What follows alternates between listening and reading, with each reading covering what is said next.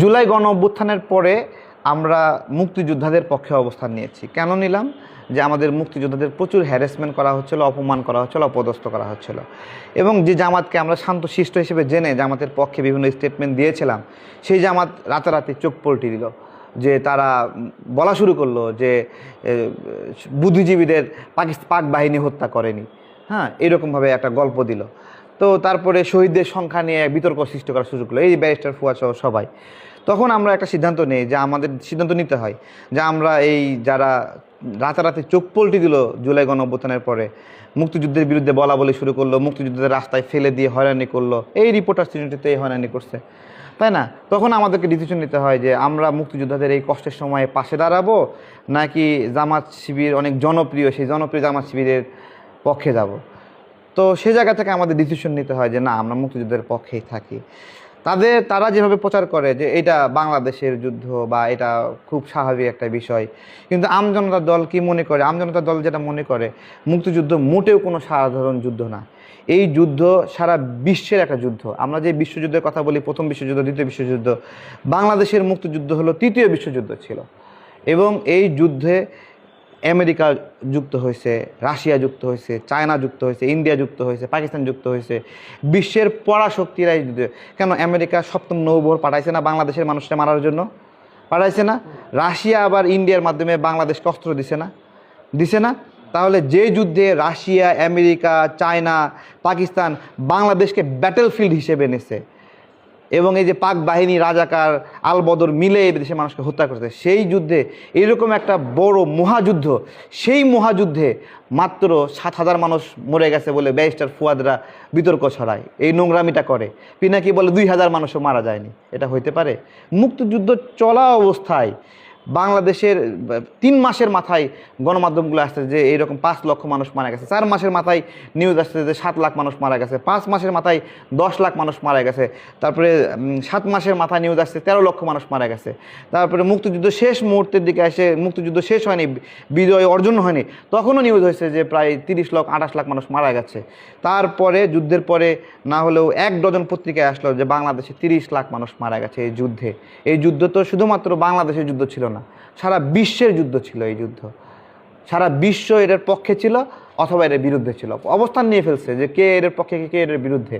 এবং সারা বিশ্বে আমেরিকা, যুক্তরাজ্য, ফ্রান্স, বিভিন্ন দেশে মানুষ চান্দা তুলছে যে এই মুক্তিযুদ্ধকে আগায় নেওয়ার জন্য টাকা দাও, ফান্ড দাও, বক্স নিয়ে দাঁড়ায় গেছে। আমেরিকাতে কনসার্ট হয়েছে এই যুদ্ধকে সহযোগিতা করার জন্য, কনসার্ট হয়েছে না? আমেরিকা আমাদের বিরুদ্ধে অবস্থান নিয়েছে, কিন্তু আমেরিকার শিল্পী, সাংস্কৃতিক মনা মানুষগুলো বাংলাদেশের জনগণের পক্ষ নিয়েছে। তো এইরকম একটা যুদ্ধ নিয়েও বিতর্ক ছড়াইছে যে এইটা হলো ভারতের যুদ্ধ, এটা আমাদের যুদ্ধ না, এটা বিভিন্নভাবে। তো তাদের মানে যুক্তির কোনো, যেই মানুষগুলোকে হত্যা করছে সেই মানুষগুলোর মনে কেমন আসে? হ্যাঁ, আজকে জামাতের লোকরা একটু সমর্থন তাদের বিরুদ্ধে বললেই তারা বলে যে তাহলে তোর বাপরে রাজাকাররা, তোর মারে রাজাকাররা ধর্ষণ করছিল, সেজন্য তোর জন্ম হয়েছে, এইভাবে তারা বলে। মানে তাদের বাবারা স্পষ্ট ধর্ষণে জড়িত ছিল, হত্যায় জড়িত ছিল। আমাদের একটা গ্রাম আছে, সেই গ্রামের নাম হলো বিধবাপল্লী, শেরপুরে নালিতাবাড়িতে। সেই বিধবাপল্লী কেন বিধবাপল্লী হলো? একটা গ্রামের দেশপ্রেমিক মানুষগুলো বেশিরভাগ গিয়েছিল মুক্তিযোদ্ধা, এই জন্য ওই পুরা গ্রামকে ফাঁকা করার পরিকল্পনা নেয় রাজাকাররা। তারা পাক বাহিনীকে নিয়ে আসে, পুরা জামাতের সমস্ত, পুরা মুক্তিযোদ্ধার সমস্ত পুরুষকে পুরা গ্রাম শূন্য করে বেলা হত্যা করে। এবং সেই গ্রামের বিভিন্ন পাহাড়ি জনগোষ্ঠী সেখানে ছিল। ওইদিকে আমরা দেখলাম উপজাতি সম্প্রদায়, অনেকে আদিবাসী বলে, বিভিন্ন যে গ্রামে বলুক সেটা বিষয় না, কিন্তু তাদেরও অনেক বেওয়া টেওয়া বিভিন্ন নাম আছে। তার সেই মহিলাগুলো, বয়োজ্যেষ্ঠ মহিলাগুলো সেখানে আমাদের কাছে চলে আসছে যে আমার স্বামীকে মারছিল, স্বামী সন্তান সবাইকে মারছে, এভাবে পুরো ঘর ছারখার করে দিচ্ছে। তো এইরকম একটা জনযুদ্ধকে যারা তামাশা করে এবং গর্বের সাথে বলে যে তোর মাকে রাজাকাররা ধর্ষণ করছিল, এদিন তোর জন্ম হয়েছে, এরকম যারা গর্বের সঙ্গে বলে, তাদেরকে আমরা সমর্থন দেব?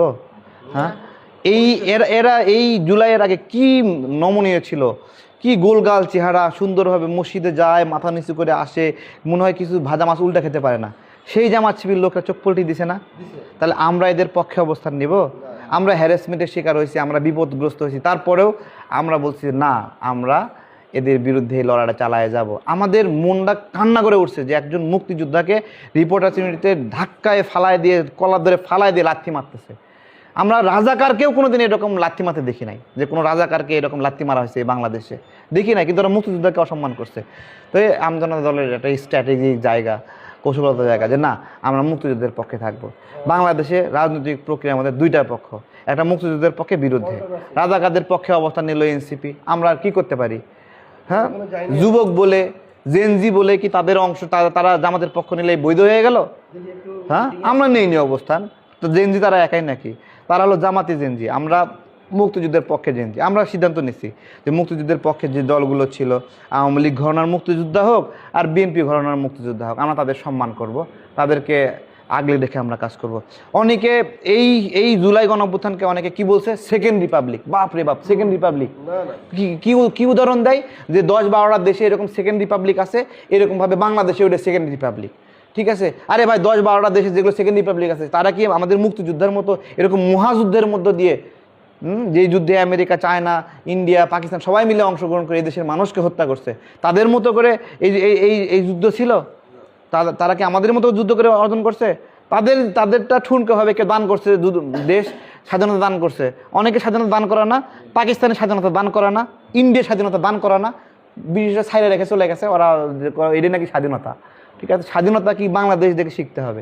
সেই স্বাধীনতা অর্জনকে যারা অপমান অপদস্থ করতে চেয়েছে, আমরা আমজনতা দলের পক্ষ থেকে আমরা ওটাই বলছি যে না না না না, আমরা তোমাদের পক্ষে অবস্থান নিতে পারবো না।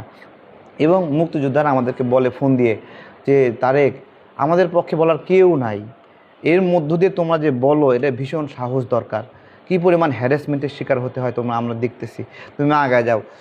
এবং আমরা যেই গুজবটা ছড়াইতেছি যে মুক্তিযোদ্ধারা, আমাদের দেশের মুক্তিযোদ্ধারা মোটেও ধনী না, খুবই স্বাভাবিক জীবনযাপন করে।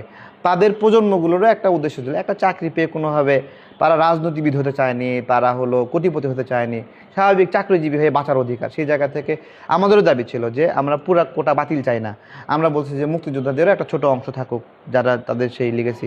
মুক্তিযোদ্ধাদের অংশ রাখতে চায় না, এখন রাখতে চায় না, কিন্তু আবার জুলাই তাদের ভাতা চায়, তাদের ভাতা লাগবে। বাপ রে বাপ, একটা ব্যানার ধরছে, বলতেছে এই ব্যানার ধরার জন্য তাকে প্রতি মাসে 10,000 টাকা করে দিতে হবে।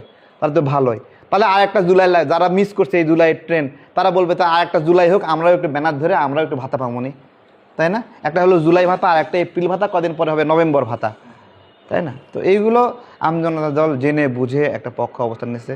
শর্ট টার্মে আমরা হ্যারাসমেন্টের শিকার হয়েছি, আমরা মনে করি দীর্ঘমেয়াদে এটাই আমাদের রাজনৈতিক পরিচয়। দেশকে স্বনির্ভর হওয়ার জন্য দেশপ্রেমিক হওয়া প্রয়োজন, স্বনির্ভর হওয়ার জন্য দেশকে ভালোবাসা প্রয়োজন। আমরা বলছি যে দেশীয় পণ্য ক্রয় করতে হবে, দেশীয় পণ্য ক্রয় করতে হবে, আমদানি কমাইতে হবে, আমাদের রপ্তানি বাড়াইতে হবে, দেশীয় উদ্যোগ ও উদ্ভাবন, দেশীয় উদ্যোগ ও উদ্ভাবন, আমাদের যা কিছু বিদেশি আসে এটাই যদি দেশীয় উদ্যোগ ও উদ্ভাবন হয়, তাহলে আমাদের বাংলাদেশে 10-12টা মোবাইল কোম্পানি এখন কিন্তু আছে, এখানে উৎপাদন করতেছে। এখন এদের মানটা একটু দুর্বল, তাই বলে আমরা এগুলো না কিনে ইন্ডিয়ানটা কিনবো, চাইনিজটা কিনবো? আমার এখানে একটু কম গ্রেডের মোবাইল হলে সামনে কিনবো। আমাদের এই টিভিটা কিনছি আমরা, স্যামসাংয়ের টিভি, এই যে নরসিংদীতে বানাইছে, এটা নরসিংদীতে বানানো টিভি, এটা এত বড় একটা টিভি নরসিংদীতে বানাইছে, আমরা কিনছি। তো একটু সমস্যা যদি হয় মেরামত করা লাগে, তারপরেও দেশীয় জিনিস আমাদের ভাই ব্রাদাররা বানাইছে। আমরা যদি দেশীয় পণ্য যদি কিনি, ব্যবহার করি, তাহলে আমাদের সন্তানরা কর্ম পাবে, আমাদের করবে। আর বিদেশি পণ্য কিনলে ওই 2-1টা আমদানিকারক লাভবান হয়।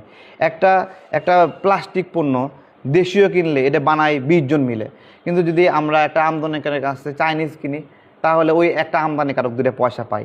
ঠিক আছে ভাই, এটা তো কোনো ব্যবসা না ভাই। চায়না থেকে 10 টাকা দিয়ে কিনে নিয়ে এসে বাংলাদেশে 12 টাকা বিক্রি করে, এটা কোনো ব্যবসা না। আমি বিদেশ থেকে 2 টাকার কাঁচামাল নিয়ে আসা এখানে 10 টাকার জিনিস বানাবো এবং সেটা 12 টাকায় বিক্রি করব, তাহলে আমার লাভ হলো কত? 10 টাকা লাভ হলো। তাহলে আমরা বিদেশ থেকে বেশি বেশি আমদানি করে 10 টাকার জিনিস 12 টাকা বেচবো, নাকি 2 টাকার কাঁচামাল নিয়ে এসে 12 টাকা বেচবো? তো এই বিষয়গুলো আমাদের অনুসন্ধানের বিষয়। আমরা আলোচনা করি, গবেষণা করি, অনুসন্ধান করি। আমাদের সীমান্তে মানুষ মরে, সেই বিষয়ে আমরা প্রতিবাদ করি। আমাদের দীর্ঘ সময় ভারতীয় পণ্য বর্জন আন্দোলন ছিল। ভারতীয় পণ্য বর্জন আন্দোলন শুধু সীমান্ত হত্যার প্রতিবাদে না, বা নদীর পানির হিসাব দেয় না সেই জন্য না।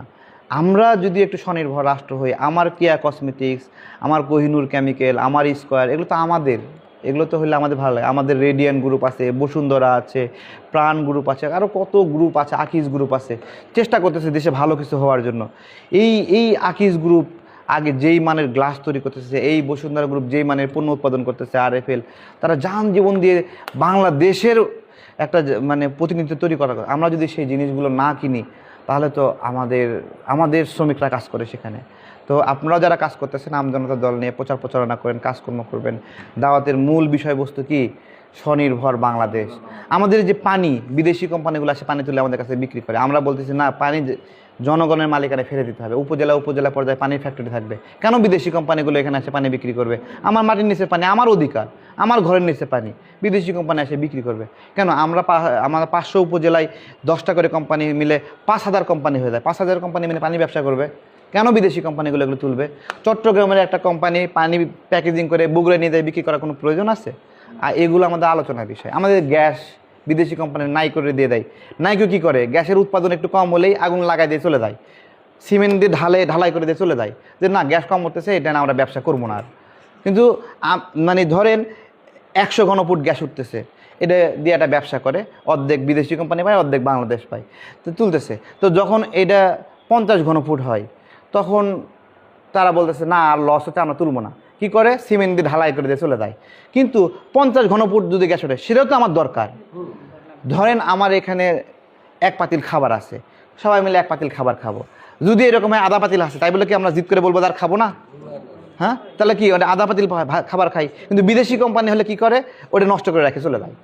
এই জন্য আমরা বলতেছি যে আমাদের জাতীয় সম্পদ এগুলো দেশের মালিকানা, জনগণের মালিকানায় ফিরে আনাটাও আমজনতা দলের একটা লড়াই। আপনারা আজকে এই সেশনে অংশ নিয়েছেন, এই জন্য সবাইকে অনেক ধন্যবাদ।